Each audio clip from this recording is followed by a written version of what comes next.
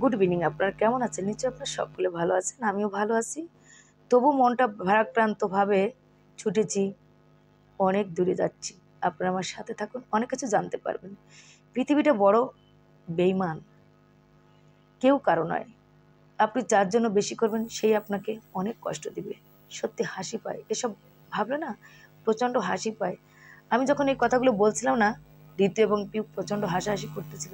বলছে, মা এটাই জগতের নিয়ম, তুমি যার জন্য বেশি করবে সেই তোমাকে আঘাত দেবে। তো সত্যি এটা আমি পদে পদে উপলব্ধি করছি। এই যে আমরা ছুটেছি, আমরা এখন যাচ্ছি নড়াইলে। আপনারা ভিডিওটা না টেনে পুরোটা দেখবেন, তাহলে অনেক কিছু জানতে পারবেন। অনেকে সোশ্যাল মিডিয়ার জানেন যে আশা নামে একটা মেয়েকে আমি সেই ছোট্ট বয়স থেকে এনে পালছি। পথের থেকে কুড়িয়ে এনেছিলাম। তখন ওর বয়স ছিল মনে হয় 6 থেকে 6.5 বছর। দেখতেছিলাম রাস্তায় পরের এঁটো কাটা খাচ্ছে, মানে একটা জায়গায় দাওয়াত হচ্ছিল, সেই দাওয়াতের যে এঁটো কাটা থাকে না, সেটা ও কুড়িয়ে কুড়িয়ে খাচ্ছে। ওটা দেখে আমার খুব কষ্ট হচ্ছিল। তখন মাকে বললাম, মা এই মেয়েটা কার? এই মেয়েটাকে আমি যদি নিয়ে পালতে পারি তাহলে ভালো হয় না? তখন আমার মেয়েটা হয়নি। এই যে দেখুন চলে আসছি কথা বলতে বলতে। ওর মুখেই অনেক কিছু জানতে পারবেন। আজকে আমি ওর মামার কাছে ওকে বুঝিয়ে দিয়ে চলে যাব। অবশ্য কষ্ট হবে, কষ্ট হলেও দিতে হবে। চলুন তাহলে। পলাশ, আমি আশাকে তোমার কাছ থেকে নিছিলাম, প্রায় 12 বছর ওকে পালছি, ঠিক আছে? 12 বছর না, ও 22 বছর হইছে। 12 নিছিলাম তো তোমার কয় সালে জানো? 12 সালে না কয় সালে, যাই হোক হটবার নিছিলাম। এদিক ফের, আমার দিক ফের। ওরে নিছিলাম, আমি পালতেছিলাম। পালার পরে গত সে জানুয়ারির 11 তারিখে পুজোর জিনিস আনা নাম নিয়ে যাই হোক ভাই পাওয়া গেছে, চলে আসছে। আমি তোমার বাগিনীকে তোমার কাছে বুঝে দিয়ে গেলাম। আমি এর কোনো দায়ভার না। তুমি বলো যে তুমি পাইছো কিনা। আচ্ছা, তোর কোনো দায়ভার নেই, তুই যা। হ্যাঁ, যতই আমি মুখ দিয়ে বলি না কেন, তাকে দিয়ে রেখে গেলাম, আমার কোনো দায়ভার নেই। কিন্তু আমার বুকটা ভেঙে চলে যাচ্ছে। কি করে মানুষ পারে এরকম বদলে যেতে, সেটাই আমি ভাবি। এটাই মানে পৃথিবীর নিয়ম। হাজার হলেও তখন তো আমার মেয়ে হয়নি। ওর মুখেই মেয়ে হিসেবে মা ডাক শুনেছি, তাই বুকটা ভেঙে চলে যাচ্ছে। তাই অনেক কাপড় জামা ছিল, আমি উঠিয়ে রেখেছিলাম। সেই কাপড় জামাগুলো নিয়ে আসছি। যে ওগুলো রেখে আমি কি করব, ওরটা ওকেই ফেরত দিই। লাগেজটা ভরে নিয়ে আসছি।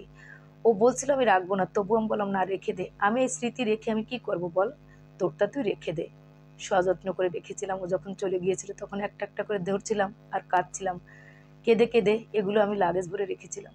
যাই হোক, ওকে আমি দিয়ে গেলাম সবগুলো। খুশি থাকুক। ওই দিক নিয়ে যা। বুঝে নি।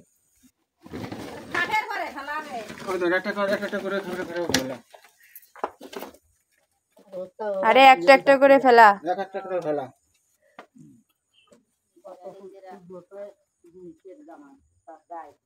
সবই তোর। আর তোর গয়নাগাটির বক্স কোথায় ছিল আমি খুঁজে পাইনি। ওইটাও মনে হয় আছে। না, এই জায়গায় সব।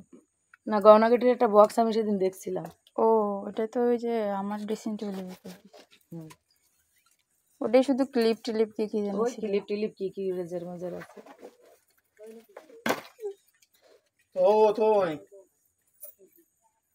আচ্ছা, তুই গোপালগঞ্জে কোন ছেলের সাথে গেছিস সেটা কি বলতে পারবি তুই? না, টাইম আসলে আমি বলবানি। টাইম আসলি বল। Very good. সময় আসলে বলবানি, সামনে আনবানি। বাবা, তুই তো ভালো শিক্ষিত হয়ে গেছিস। ওকে যখন ছেড়ে আসি তখন বুকটা ভেঙে চলে যাচ্ছিল। ওর সামনে শক্ত ছিলাম। একবারও আমাকে মামনি বলে ডাকেনি। এটাই কি আমার কপালে লেখা ছিল? এটাই কি আমার ভবিতব্য ছিল? মানুষ এরকম কি করে হতে পারে, এটা আমি জানা ছিল না, আমার কখনোই জানা ছিল না। থাক, ও সুখে থাক, ও ভালো থাক। একটা ডগি পারলেও কখনো সে এতটা বেইমানি করতে পারে না। আর আজকে মানুষের আমার সাথে যে বেইমানিটা করলো, আমি ওর জন্য শুধু দোয়া এবং আশীর্বাদ করব। ও যেখানে থাকুক ভালো থাকুক। ও তো সুখের সন্ধানে গেছে, তাই না? সুখ পাওয়ার জন্য থাকুক না সুখে।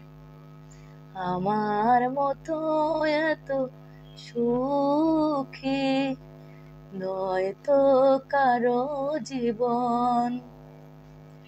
কি আদর স্নেহ ভালোবাসা জড়ানো মায়ার বাঁধন। জানি এ বাঁধন ছিঁড়ে যাবে কবু, আসবে আমার মরণ। আমার মতো এত সুখ সুখে, নয়তো কারো জীবন।